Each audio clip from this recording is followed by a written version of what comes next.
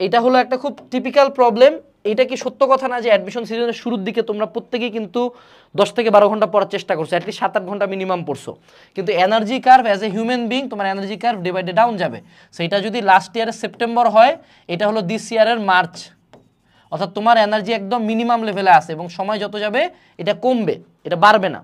এখন তুমি কোনো অলৌকিক ক্ষমতা বলে এটাকে কোনো স্পাইকেও নিয়ে যেতে পারবা যে না এবার 14 ঘন্টা পড়লাম, আমি যতই এনার্জি দিই, যতই তোমাকে মোটিভেট করি, তোমার এতগুলা লাইফে নেগেটিভ ঘটছে যে তুমি আগের এনার্জিতে কখনো দাঁড়াইতে পারবা না। But that's the fun part, যে শুধু তুমি কি তোমার মনে হয় বেশিক্ষণ পড়তে পারতেছো না, তোমার প্রত্যেকটা কম্পিটিটর যারা তোমার সাথে গুচ্ছ কৃষিতে দাঁড়াবে বা যারা রাবিতে দাঁড়াবে বা সামনের ভর্তি পরীক্ষাগুলোতে দাঁড়াবে, তারা কেউই এই লেভেলে পড়াশোনা করতে পারতেছে না, অ্যান্ড দ্যাটস ওকে। এর মধ্যেও জোর করে পড়তে হবে। এটা রিমেডি কি? রিমেডি হলো পমোডেরো টেকনিক, অর্থাৎ আমি ধরো সে টু সে 30 মিনিটস পড়বো, আগে তো 1 ঘন্টা একটানা পড়া যেত, 3 ঘন্টা পড়া যেত, 30 মিনিটস পড়বো আবার 10 মিনিট ব্রেক নিব, আবার 30 মিনিটস পড়বো আবার 10 মিনিট, অর্থাৎ আমার পড়ার টাইমটুকু কমায় আনতে হবে, মাঝে ব্রেক অ্যাড করতে হবে। এইভাবে পড়তে পড়তে পড়তে থাকতেই হবে। মনে রাখবে এটার কোনো ইনস্ট্যান্ট রিমেডি নেই। জিনিসটা কেমন, ধরো সে টু সে তোমার এখানে কাটা গেছে, হ্যাঁ, ধরো আমার হাত আজকে এই দিক দিয়ে আমি একদম চাকু দিয়ে ফাঁক করে ফেললাম, আমি যদি বলি আল্লাহ আমার এটা কালকে ঠিক কর, কালকে ঠিক করতে হবে, কোনো অলৌকিক শক্তি বল ছাড়া আমার এটা ঠিক হবে না। ইট উইল টেক টাইম, একটা নির্ধারিত টাইমে এটা ঠিক হবে, ঠিক তো হবেই।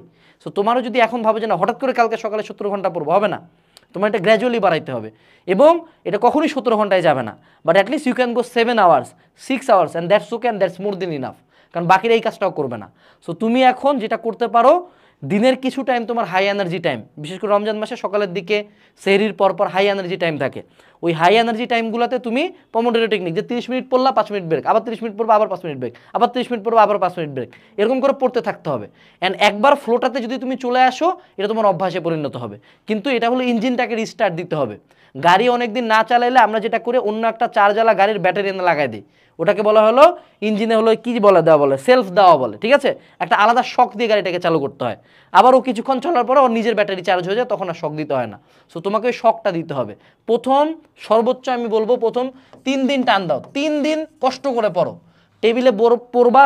আমার অনেক হিস্ট্রি আছে, আমি টেবিলে বসে বসে কাঁদছি, চোখ মুচ্ছি, আবার পড়ছি, আবার কাঁদছি, আবার চোখ মুচ্ছি, আবার পড়ছি। There is nothing wrong with that.